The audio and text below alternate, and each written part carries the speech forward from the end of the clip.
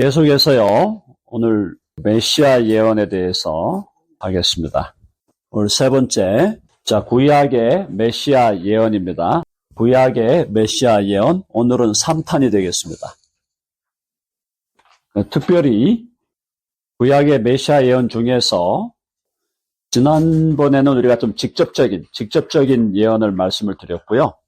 오늘은 예표나 그림자, 모형, 그러니까 예수님의 예표라는 것은 예언적인 표, 증표 이런 뜻입니다. 네, 예언적인 증표 혹은 예수님의 그림자, 모형 요거에 대해서 좀 말씀을 드리면서 일단 창세기로 한번 가볼게요. 창세기에서 예수님에 대한 모형과 예표가 어떤 것들이 있을까? 자, 제일 처음에 나오는 사람이 아담이에요. 아담도 예수님의 모형이고 예표입니다. 자, 로마서 5장 가볼까요? 로마서 5장 14절입니다. 5장 14절.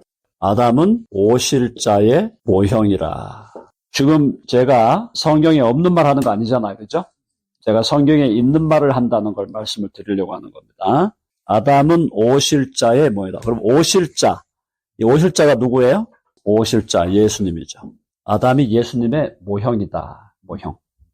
모형이라는 단어가 이제 이걸 영어로는요, 여러 가지 번역이 가능한데, 헬라는 투포스라는 단어지만은, 영어로는 타입이라 그러기도 하고, 혹은 pattern, type, pattern and shadow, 그림자, 혹은 model이라고 번역을 할 수가 있습니다. 아담이 예수님의 모형이에요. 이게 너무너무 중요한 얘기예요. 아담이 예수님의 모형이다. 어떤 의미에서 그럴까요? 어떤 의미에서? 아담이 예수님의 모형이다. 어떤 의미에서 그럴까요? 첫 번째, 아담은 옛 인류의 머리입니다. 자, 해볼까요? 옛 인류의 머리.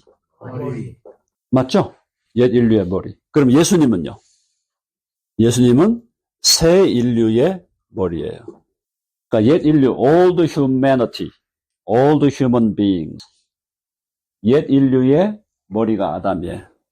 그러면 예수님은 new humanity, 새 인류의 머리입니다.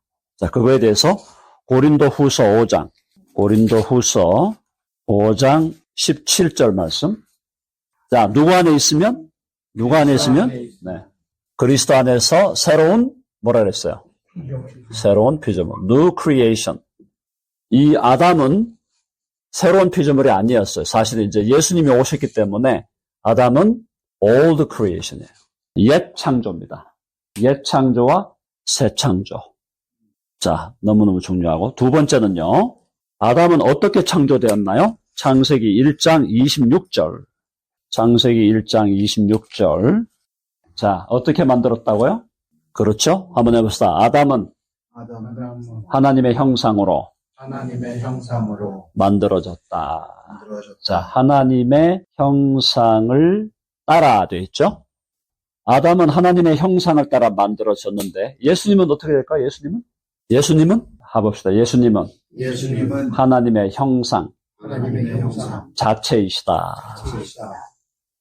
자, 이런 것들이 굉장히 중요한 진리입니다. 자, 그걸 보기 위해서 히브리서 1장 신약에, 자, 히브리서 1장에 3절에 보니까 이는 예수님이거든요.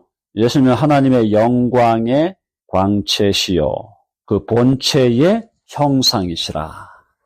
자, 아담은 하나님의 형상을 따라 만들어졌어요. 그러니까 아담은 하나님의 형상 자체라고 말하기는 어렵다. 근데 예수님은 하나님의 형상 그 자체다라는 거예요. 이 차이 아시겠죠? 아담과 예수님의 차이를. 아담은 하나님의 형상을 따라 만들어졌고 예수님은 하나님의 형상 자체다라는 겁니다. 자, 세 번째, 창세기 1장 28절. 자, 아담에게 하나님께서 뭘 주신 거죠? 통치권이죠? 해봅시다. 통치권.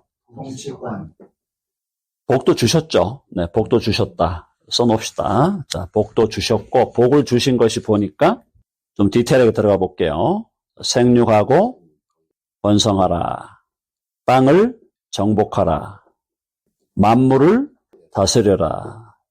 아담에게 복을 주셨고 생육하고 번성해라. 땅을 정복해라. 만물을 통치하라. 생육하고 번성하라는 것은 하나님 나라에 많은 국민을 가져라. 국민. 아담이 통치하는 나라예요. 아담이 통치하는 나라에 많은 국민, 그리고 국토, 또 국권을 가져라는 거죠. 그래서 하나님께서 아담에게 복을 주셨다는 것은 이 복은 아담이 통치하는 아담의 나라. 아담의 왕국이지만 그것은 하나님의 통치 아래에 있는 아담이 좀 어려운 단어입니다. vice regent라고 그래요. 여기 이제 우리나라 말로 하면 부왕, 부대표. 아담이 부왕으로 다스리는 하나님의 나라를 복으로 주신 겁니다. 그렇죠? 에덴에서. 자, 그럼 예수님은 어떤 분인가요? 예수님은 아담이 에덴 동산에서 하나님의 나라를 이루고 이 하나님의 나라를 지구적으로 확대해 가도록 하나님이 명하셨는데 예수님이야말로 진정한 의미의 이 하나님의 나라를 아담이 어떻게 했어요? 아담이 불순종했죠? 자, 아담의 불순종으로 하나님의 나라를 상실하게 됩니다. 상실했죠? 맞죠? 아담이 하나님의 나라를 상실하게 됩니다. 불순종으로.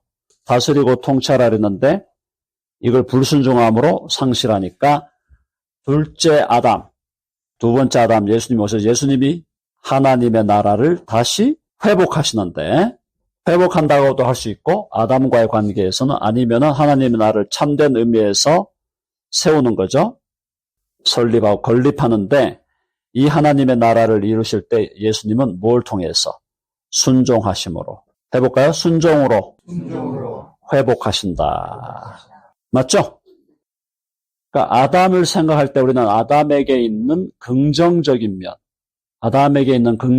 면도 예수님에 대한 예표고 부정적인 것은 사실은 반면 교사로서의 또 예표예요. 자, 다섯 번째 하나 더 들어가 볼게요. 고린도전서 15장. 자, 고린도전서 15장의 45절. 참 재밌는 얘기죠. 첫사람이에요. 아담이 첫사람인데 첫사람 아담은 뭐라고요? 생명이다. 첫사람이에요. 근데 예수님은 뭐라고 그랬어요? 마지막 사람이라고 그랬죠?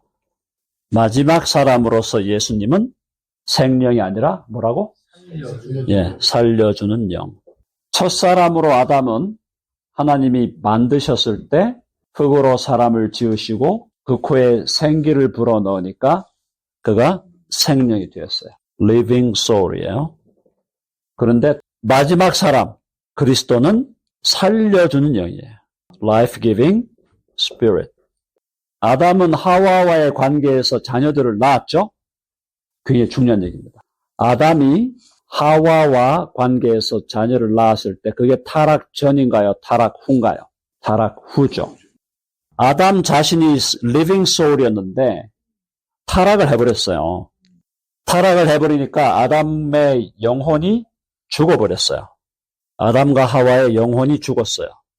자, 그래서 아담과 하와의 영혼이 죽었는데 아담과 하와의 영혼이 죽은 상태에서 결혼을 해가지고 아기를 낳았더니 베이비도 영혼이 죽었을까요? 살았을까요? 그렇죠.